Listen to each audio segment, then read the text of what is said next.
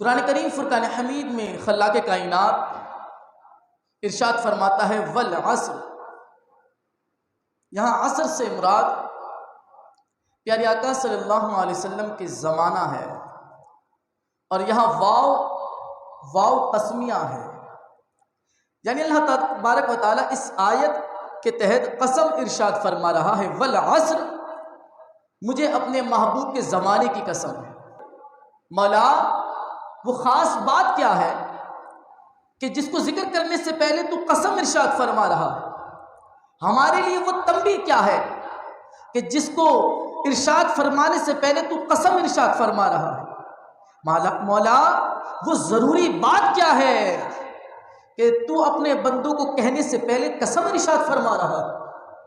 تو رب فرماتا ہے ان الانسان لفی خسر، انا بے شک اس میں کوئی شک نہیں ہے، انسانا کہ تمام انسان لفی خسر خسارے میں ہے۔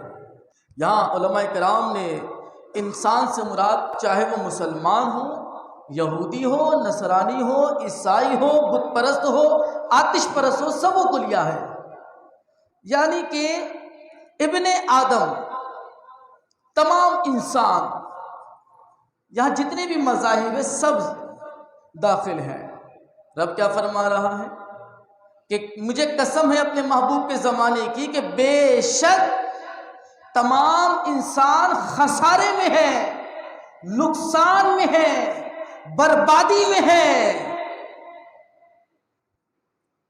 مگر مولا تو ہم تو مسلمان ہیں، ہم تو تجھ پر ایمان رکھتے ہیں، ہم نے تجھے ایک مانا ہے، تجھے اپنا معبود مانا ہے، تیری بارگاہ میں سجدہ کرتے ہیں، تجھے راضی کرتے ہیں، تیرے محبوب کا کلمہ پڑھتے ہیں، تیرے محبوب کے ناموس کی بات کرتے ہیں، اس کی حفاظت کرتے ہیں، تو مولا کیا ہم بھی خسارے میں ہیں؟ رب کریم کیا ہم بھی خسارے میں ہیں؟ اسی آیت میں اگلی آیت میں رب ارشاد فرماتا ہے والعصر ان الانسان لفی خسر الا الذین آمنوا، تمام انسان خسارے میں ہے مگر وہ لوگ جو ایمان لے کر آئے وہ خسارے میں نہیں ہے۔ بات سمجھ میں آئی؟ آگے اور بھی باتیں ہیں، وَعَمِلُوا الصَّالِحَاتِ وَتَوَاصَوْا بِالْحَقِّ وَتَوَاصَوْا بِالصَّبْرِ، مسلمان کی 2 نشانی 3 نشانی بھی بتائی گئی کہ اعمال صالحہ کرے، توازن رکھے اور صبر کرے، حق پر چلے، مگر بات یہ ہے کہ رب نے فرما دیا تمام انسان خسارے میں ہے سوائے ان لوگوں کے جو مجھ پر ایمان لے آئے۔ مطلب اگر انسان سے مراد تمام مذاہب لی جائے، یعنی عیسائی، نصرانی، یہودی، آتش پرست، بت پرست، اسلام کے علاوہ جتنے بھی مذاہب والے ہیں، رب فرما رہا ہے تمام کے تمام خسارے میں ہے۔ اگر خسارے میں نہیں ہے فقط وہ انسان ہے جس نے مجھ پر ایمان لے آیا، یعنی جو مسلمان ہے، جو ایمان والے ہیں۔ اب مجھے بتائیں، جو پارلیمانی ہاؤس میں گفتگو ہو رہی ہے اور اسمبلی تک کے بات پہنچ گئی ہے، سینٹ کی تو بات ہی کافی الگ ہو گئی ہے، وہ کہتے ہیں کہ تمام مذاہب ایک ہے، کیا یہ قرآن کے خلاف نہیں؟ کیا یہ قرآن کے خلاف نہیں؟ اور مسلمانوں کو ڈیگریڈ کیا جا رہا ہے، دیگر مذاہب کو اوپر کرنے کی کوشش کی جا رہی ہے۔ بتائیں قرآن نے کس کو اوپر کیا ہے؟ قرآن نے کس کو حق جانا ہے؟ قرآن نے کس کو حق بتلایا ہے؟ وہ مذہب فقط ایک مذہب ہے، وہ مذہب اسلام ہے۔ میرے محترم دوستو اور بزرگوں، اس بات کو فقط ایک مثال سے سمجھیے گا۔ وہ مثال کیا ہے؟ وہ مثال یہ ہے کہ ایک پیشہ ور چور سے ایک بات پوچھی گئی، کہا یہ کیا ماجرا ہوتا ہے کہ تم جس علاقے میں جاتے ہو اس گھر میں علاقے کے گھر کو منتخب کرتے ہو اور چوری بھی کر کے چلے جاتے ہو، کسی کو کان خبر بھی نہیں ہوتی۔ تو اس نے اپنا تجربہ ذکر کیا، جو ابھی موجودہ حال ہمارا ہے وہ کیا ہے؟ وہ یہ ہے کہ وہ بتلاتا ہے کہ ہم کسی نہ کسی بہانے اس گلی سے گزرتے ہیں، صبح کے وقت بھی، رات کے وقت بھی، دوپہر کے وقت بھی۔ ہم منتخب کرتے ہیں ایک گھر کو اور گھر میں پتھر مارتے ہیں، چھوٹی چھوٹی کنکری پھینکتے ہیں، دروازے سے اندر صحن کی طرف ہم چھوٹی چھوٹی کنکری پھینکتے ہیں، یہ چیک کرنے کے لیے کہ صبح کس وقت گھر والے اٹھتے ہیں۔ اگر گھر والے جاگے ہوئے ہوں تو پھر آواز آتی ہے اندر سے کون ہے، اور اگر سوئے ہوئے ہوں تو پتہ ہی نہیں چلتا کس نے کنکری ماری۔ کہتے ہیں صبح کے وقت بھی یہ کرتے، دوپہر کے وقت بھی یہ کرتے، رات کے وقت بھی یہ کرتے۔ مسلسل ہم ایک ہفتے تک کے وہ دیکھتے، پھر ہمیں پتہ چل جاتا کہ کس وقت وہ لوگ سو رہے ہیں، یا ہمیں یہ پتہ چل جاتا کہ کس وقت گھر پہ کوئی بھی نہیں ہے، چھوٹی چھوٹی کنکری مارنے کے لیے۔ تو جس وقت ہمیں یقین کامل ہو جاتا کہ ہاں اس وقت وہ اس طرح سوتے ہیں کہ باہر اگر کچھ ہلچل ہو تو انہیں کچھ خبر نہیں ہوتی، پھر ہم اندر انٹری دیتے ہیں، پھر ہم پورے گھر کو لوٹتے ہیں۔ تو میرے محترم دوست اور بزرگوں، کیا وہ کام یہاں نہیں ہو رہا؟ کیا وہ کام آج ملک پاکستان میں نہیں کیا جا رہا؟ میں بتاتا ہوں نا کیسے۔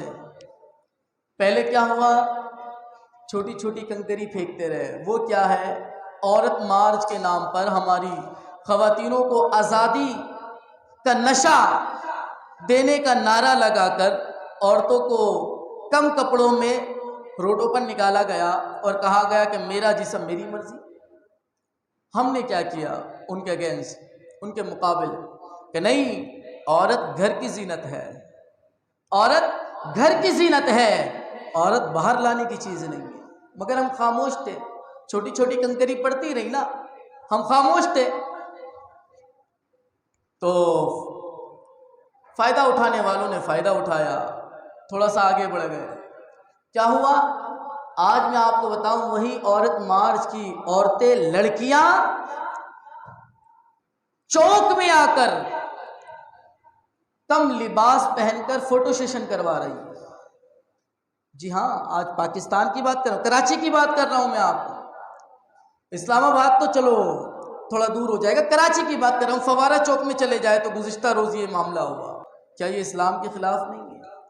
مگر ہم خاموش رہے، ہمیں پتہ ہی نہیں، ہم تو سو رہے، ہم تو سو رہے تھے۔ تھوڑا اور آگے بڑھے تو ناموس رسالت کے قانون پر ترمیم کرنے کی کوشش کی، ہم سو رہے تھے۔ اور جو تنظیم باہر نکلی، تحریک لبیک پاکستان، ان کے لڑکوں کو پکڑ کر تھانوں میں اور جیلوں میں ڈالا گیا، اور ان کے امیر کو بھی جو ہے وہ پابند سلاسل کر دیا گیا۔ ہم نے کیا کیا؟ ہم خاموش تھے، ہم نے کچھ نہیں کہا۔ تو انہوں نے دیکھا کہ مذہب کے نام پر جو ملک بنا ہے اس میں مذہب کو فالو کرنے والے کثیر تعداد میں مسلمان ہیں، مگر فقط کچھ لوگ ایسے ہیں جو دیندار ہیں، وہی نکل رہے ہیں، باقی تو سو رہے ہیں، باقی سو رہے ہیں۔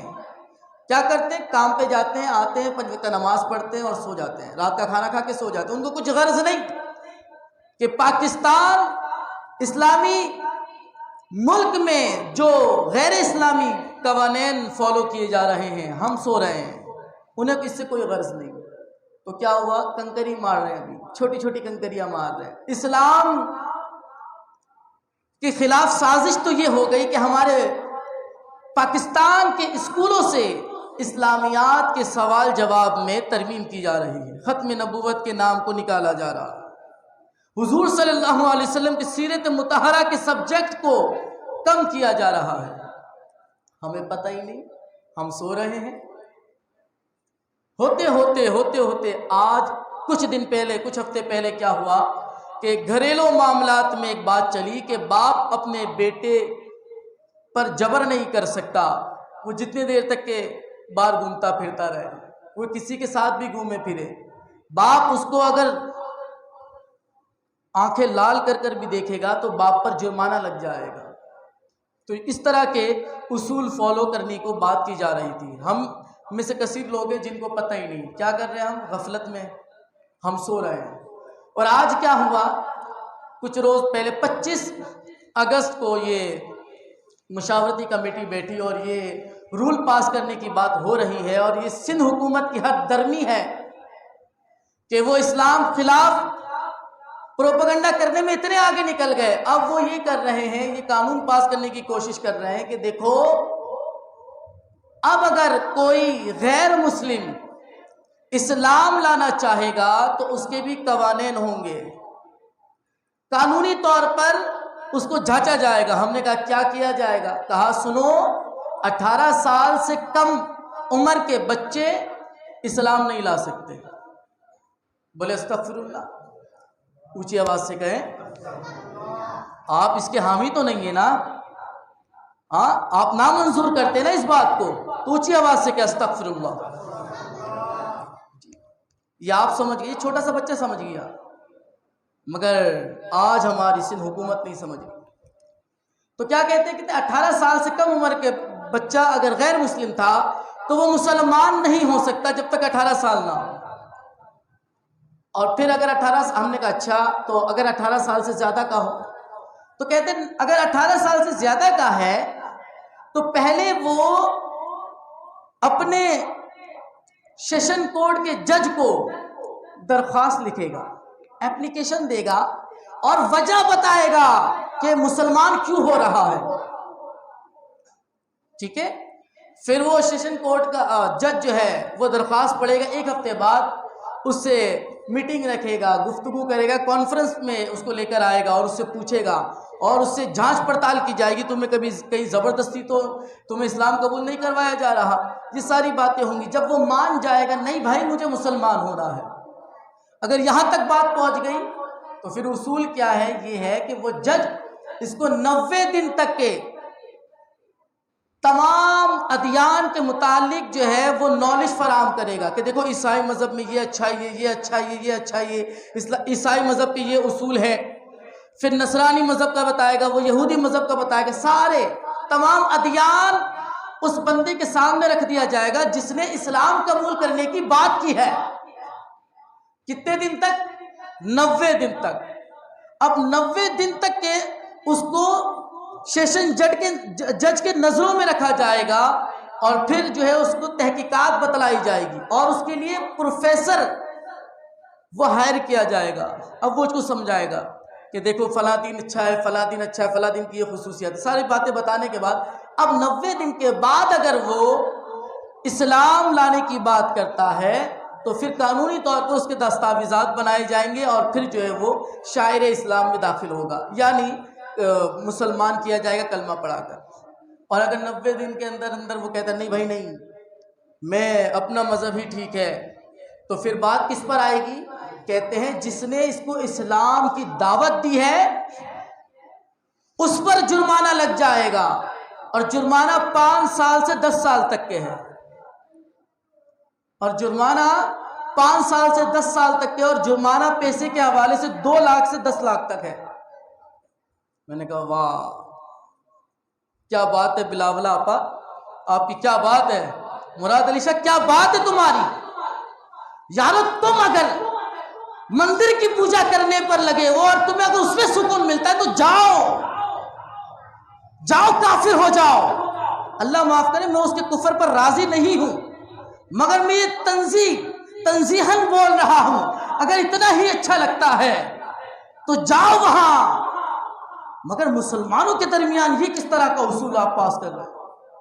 آج پتا چلا کہ امیر المجاہدین قبلہ خادم حسین رضوی صاحب کے بیٹے کو پابند سلاسل کیوں کیا گیا؟ وجہ یہ ہے کہ ان کو معلوم تھا اگر یہ باہر ہوں گے اور یہ اصول پاس کریں وہ فوراً پاکستان بند کروا دیں گے اور پاکستان کے تمام مسلمانوں کو وہ جو سو رہے تھے ان کو جگا دیں گے، وہ جو غفلت میں ہیں ان کو ہوشیار کر دیں گے. میرے محترم دوستوں اور بزرگوں، کیا یہ اسلام کے خلاف دشمنی نہیں ہے؟ بولے کیا اسلام کے خلاف دشمنی نہیں؟ کیا اسلام کے خلاف سازش نہیں؟ میرے محترم دوستوں اور بزرگوں، میں نے آپ کے سامنے قرآن کی آیت پیش کی، والعصر ان الانسان لفی خسر۔ رب نے فرمایا مجھے اپنے محبوب کے زمانے کی قسم ہے کہ بے شک تمام انسان خسارے میں ہے سوائے ان لوگوں کے الا الذین آمنوا جو ایمان لے کر آئے۔ آئیے حضور کے زمانے کی طرف چلتے، جب اللہ تبارک و تعالیٰ نے بہترین لوگ ایمان والوں کو کہا، یعنی اسلام والوں کو کہا، حضور کے زمانے کو کہا، تو چلتے ہیں دور نبوت محمد مصطفیٰ صلی اللہ علیہ وسلم کے دور میں۔ یا رسول اللہ، کیا یہ اسلام کا اصول ہے کہ کوئی 18 سال سے کم بچہ مسلمان نہیں ہو سکتا؟ تو ہمیں نظر آتا ہے پیارے آقا صلی اللہ علیہ وسلم نے جب اعلان نبوت فرمایا تو بچوں میں سب سے پہلے اسلام لانے والے مولا کائنات علی المرتضیٰ ہے۔ اور اگر بات 16 سال کی ہو تو 16 سال کی عمر میں حضرت عمیر بن ابی وقاص رضی اللہ تعالیٰ عنہ اسلام لے کر آئے، اور 13 سال کی عمر میں اگر اسلام لانے والی کی بات کریں تو 13 سال کی عمر میں حضرت ابو سعید خدری رضی اللہ تعالیٰ عنہ اسلام لے کر آئے، اور اگر بات 12 سال کی کروں تو 12 سال کی عمر میں حضرت معاذ بن افرا رضی اللہ تعالیٰ عنہ اور حضرت معاذ بن عمر رضی اللہ تعالیٰ عنہ، ان دونوں ہستی 12 سال کی عمر میں اسلام لے کر آئے۔ پہلے مسلمان نہیں تھے، 12 سال کی عمر میں مسلمان ہوئے۔ اور اگر 11 سال کی بات کروں تو 11 سال کی عمر میں حضرت زید بن ثابت رضی اللہ تعالیٰ عنہ اسلام لے کر آئے۔ زید بن ثابت رضی اللہ تعالیٰ عنہ کی روایتیں ہم پڑھتے ہیں حدیثوں میں۔ میرے محترم دوستوں اور بزرگوں، اگر 10 سال کی بات کریں تو 10 سال کی عمر میں حضرت عمیر بن سعد رضی اللہ تعالیٰ عنہ ایمان لے کر آئے، اور اگر 8 سال کی بات کریں تو 8 سال کی عمر میں حضرت انس بن مالک رضی اللہ تعالیٰ عنہ پیارے آقا صلی اللہ علیہ وسلم کے دست مبارک میں ایمان لے کر آئے۔ میرے محترم دوستوں اور بزرگوں، بتلائیں کیا اسلام میں عمر کی قید ہے؟ بولے عمر کی قید ہے؟ شرعی طور پر یہ حکم ہے، اگر کوئی شخص، بچہ، نوجوان یا بوڑھا، کوئی بھی کسی عام بندے کے پاس آئے، بغور سنیں، مفتی نہیں، عالم کی بات نہیں کر رہا، امام مسجد کی بات نہیں کر رہا، میں حافظ کی بات نہیں کر رہا، فقط عام مسلمان کی بات کر رہا ہوں جو گلی کوچے میں بیٹھتا ہے، پینٹ شرٹ پہنتا ہے، کام پہ جاتا ہے، اگرچہ وہ نماز بھی نہیں پڑھتا، ایک عام انسان مسلمان کی بات کر رہا ہوں۔ شرعی طور پر یہ ہے کہ کوئی غیر مسلم شخص عام مسلمان کے پاس آئے اور وہ کہے کہ میں مسلمان ہونا چاہتا ہوں، مجھے اسلام میں داخل کرو۔ اب اگر وہ شخص اتنا انتظار کروائے کہ رک جاؤ، ہم عالم صاحب کے پاس چلتے ہیں، تو یہ اگر 5 منٹ کا وقفہ بھی ہوگا، یہ 5 منٹ کا وقفہ اگر وہ غیر مسلم رہا، جس کے پاس گیا تھا وہ گناہگار ہوگا، جس نے انتظار کروایا وہ گناہگار ہوگا۔ اللہ تبارک و تعالیٰ کو یہ لمحہ بھی پسند نہیں، اور آج ہم اس کو 18 سال کے انتظار میں ہیں اور پھر 90 دن کے اس کو انتظار کروا رہے ہیں۔ یاد رکھیے گا، شرعی طور پر یہ حکم ہے، عام بندے کے پاس کوئی آ جائے اور کہیں میں مسلمان ہونا چاہتا ہوں، سب سے پہلے اس کو کیا پڑھانا ہے؟ اس کو پڑھانا ہے، اچھا بھائی آپ مسلمان ہونا چاہتے ہو، پڑھ لو لا الہ الا اللہ محمد رسول اللہ، فوراً اس کو کلمہ پڑھائے۔ اب اس کے بعد اس کو عالم صاحب کے پاس لے کے جائیں گے، مفتی صاحب کے پاس لے جائیں گے، اسلام کے اصول، قوانین اور ساری چیزیں الگ طریقے سے توبہ طائب کروا کر ساری چیزیں وہ الگ ہے، مگر فی الفور آپ کو کلمہ پڑھانا ضروری ہے، یہ دماغ میں بٹھا لیجیے۔